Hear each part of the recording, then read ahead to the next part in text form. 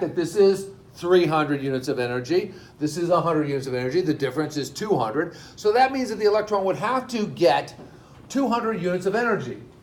How do you suppose it will be able to do that? Well, it'll have to get struck by what? Specifically, a photon. It's going to have to get hit by a photon of energy of exactly 200 units of energy. According to Bohr, if you struck it with a photon of 199 units of energy, can't use it. It would bounce right off the electron. If you struck it with 201 units of energy, can't use it. It would bounce right off of the electron. You have to hit it with exactly 200 units of energy to allow it to jump up. Questions? Yeah?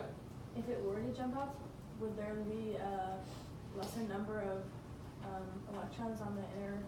We're dealing with hydrogen, so we only have one electron. Oh, okay. Makes it nice and simple so we can talk about this. Okay. Yes? Are all those energy levels like set so you can't have a 200 ring or like anything between? Correct. Right. Hydrogen has it has these set rings that are Just for hydrogen? we're just looking at hydrogen just with one electron right now. And so, yeah, it's set in stone. It just can't have just any old amount. It has these allowable amounts and no others. Lance? Does it stay there? Good point. Lance's point, well, does it stay there? Well, if it gets hit with another photon of about 50 units, it could jump up to the next one. Okay, it could jump up to the third energy level. However, that's not as likely to occur because, I mean, chances of getting hit. What's more likely is because it is now in a higher energy state, we have a name for this. We refer to the electron being in an excited state. An excited state is one in which the electron is in a higher energy state than the ground state. And because of that, the electron is not as stable. So there's a natural tendency for the electron to fall right back down to where it was before. Why did it jump up in the first place? Well, it got hit with a photon of just the right amount of energy. That's what happens to the electron when that sort of thing occurs. But it will tend to go ahead and fall back down. Now, to fall back down, it has to get rid of energy. So it's going to get rid of energy in the form of a photon. That's right. It's going to get rid of it. So it's going to have to emit a photon of energy in order to do that. Now, is it possible that the electron could jump from, let's say, E1 all the way out to E4? Sure. Yeah, but it would have to get hit with a photon of exactly the right amount of energy. What would happen then? Could it jump from E4 right back down to E1? Absolutely, that's a possibility. What we find, though, is there's a tendency for the electron to cascade down. In other words, when it does it, it tends to cascade down.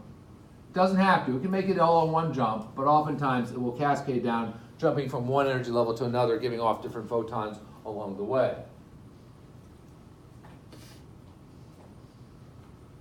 Question so far? Yeah. So what about the photoelectric effect? Excellent question. What about the photoelectric effect, Mr. Swan? What about the photoelectric? Well, according to what de Broglie said, Bohr said, was this. The photoelectric effect is what you're really doing is you're giving the electron a photon of energy that blows it clean off of the atom. So it's not happening, it's not moving within the atom. The electron in these higher energy orbits, it's still part of the atom. But if you hit it with a photon of enough energy to just blow it clean off, well, then that's what the photoelectric effect is. And if you hit it with a photon that has even more energy, well, it'll just go off that much faster. Okay?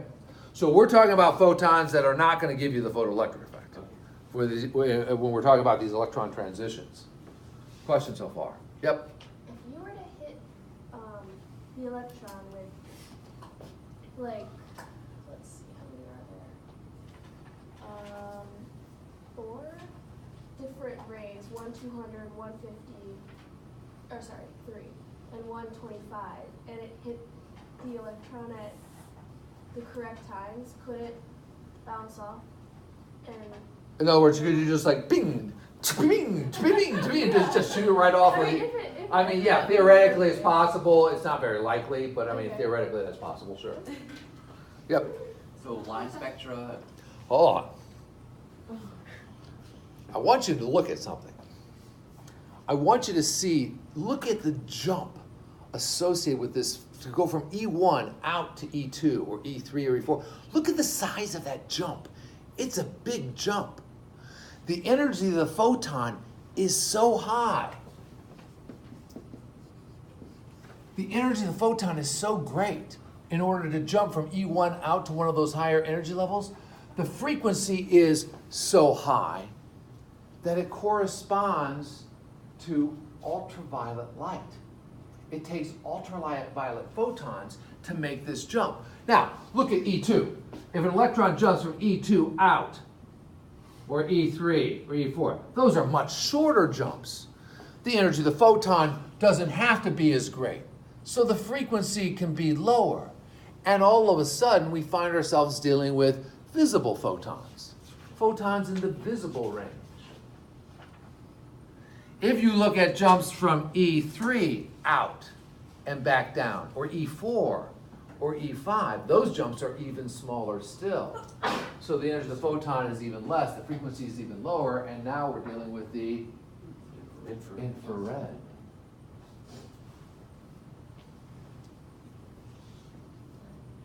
There they are. I was waiting for the goosebumps to come back up again. Do you see it? Do you see it? Oh my God. Jumps from E1 back down to E1, all of those are ultraviolet. E2 and back down to E2, those are visible. E3, 4, and 5 and out and back down again, those are infrared. In other words, we're talking about what, guys? Line spectra. The n sub 1 and n sub 2 values. Why does n sub 1 have to equal 1 for the Lyman series, which deals with the ultraviolet? Well, Bohr's model deals with that. It explains line spectra. I mean, Einstein said line spectra is a result of the electron absorbing or emitting specific photons, right? Okay, and each photon has associated with a particular frequency which corresponds to a line spectrum. He couldn't explain, but why those photons and not other photons?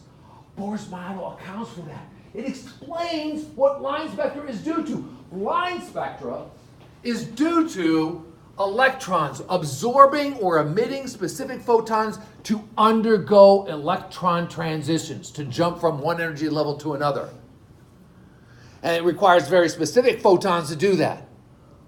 Consequently, those photons have associated with them a very specific frequency, which corresponds to a particular line in the line spectrum.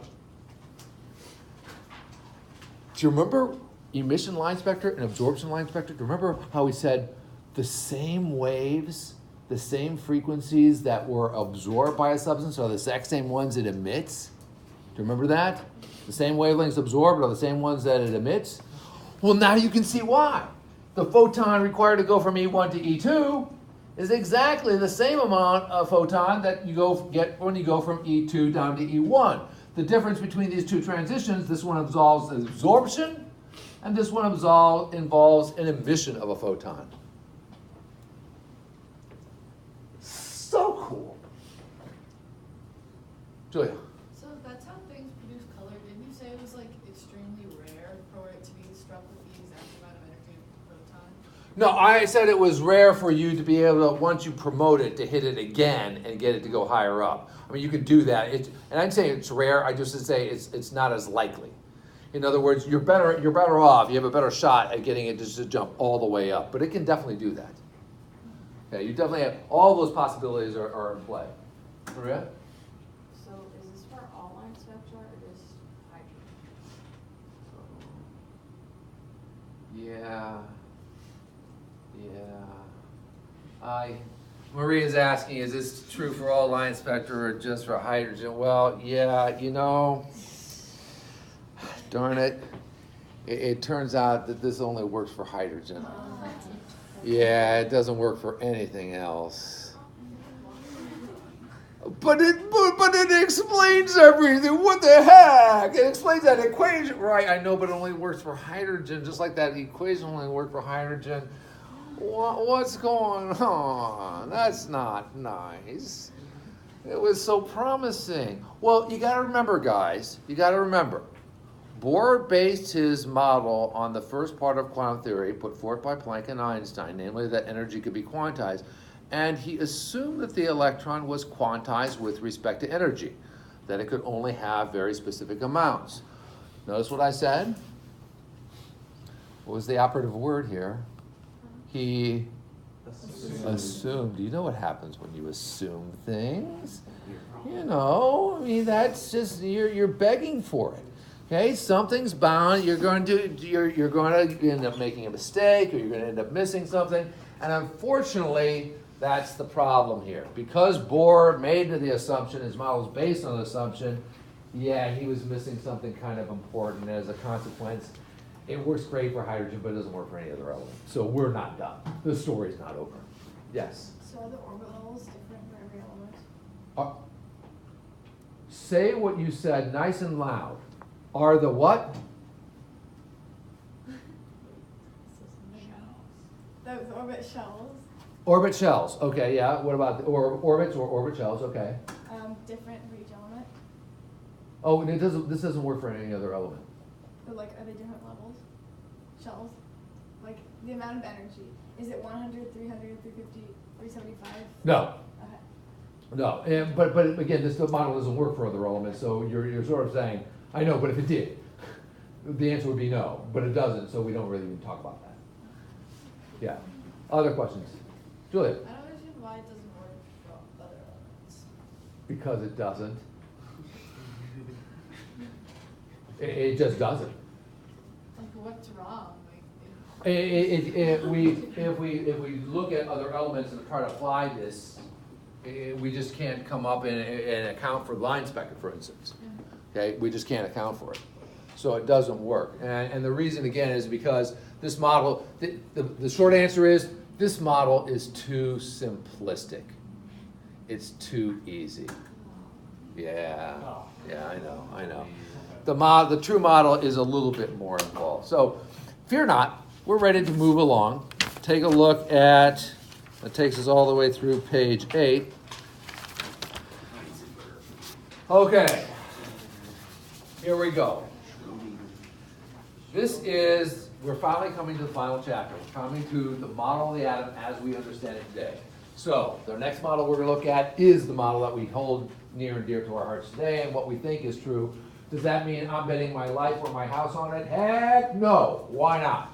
Because I've seen us screw up and think we had the answer many times already to know enough that, yeah, there's no way I'm going to bet anything on this. It's a scientific theory. Models are theories.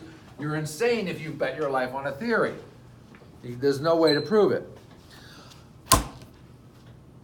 Before we can look at the new model of the atom, we have to look at the work done by Heisenberg. Werner Heisenberg is responsible for what is known as the uncertainty principle. And Heisenberg said to himself, he said, look, we can't really justify what Bohr is saying, and here's why. If I were to go ahead and blow these desks out, and had you guys stand over there against the wall, and I give Eric, I'm going to give you a flashlight. We're going to black out all the windows, so when we turn off the light, no one can even see their own hands in front of their face. You guys with me so far?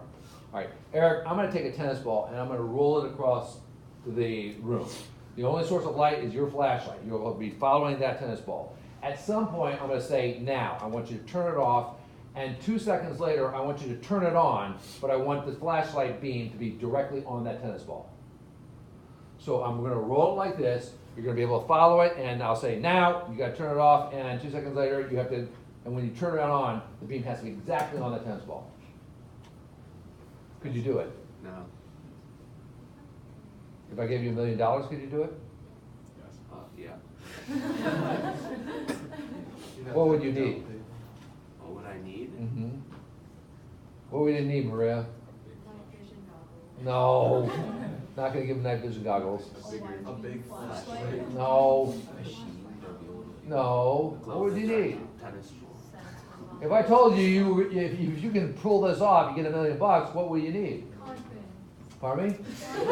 Confidence is number one and very good, and probably just a little what? Luck.